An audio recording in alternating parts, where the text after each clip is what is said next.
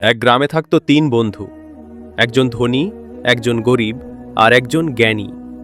একদিন তারা তিনজন এক জায়গায় দাঁড়িয়ে নিজেদের জীবনের ভাবনা নিয়ে কথা বলছিল। ধনী বন্ধুটি তার দামি পোশাক আর অলংকারের অহংকার দেখিয়ে বলল, এই পৃথিবীতে টাকা ছাড়া আর কিছুই হয় না, টাকা থাকলে সবই কেনা যায়। তার কথা শুনে গরিব বন্ধুটি বলল, আরে না রে না, টাকা থাকলেই সব পাওয়া যায় না, খাওয়া ছাড়া তো বাঁচাই যায় না। জীবনের আসল সত্যি হলো খাবার, খাবার না থাকলে টাকা দিয়ে কি হবে? তাদের দুজনের কথা শুনে জ্ঞানী বন্ধুটি একটু হেসে বললেন, তোমরা দুজনেই ভুল বলেছ, টাকা বা খাবার কোনোটাই জীবনের শেষ কথা নয়। এই পৃথিবীতে টাকাও টিকবে না, খাবারও টিকবে না।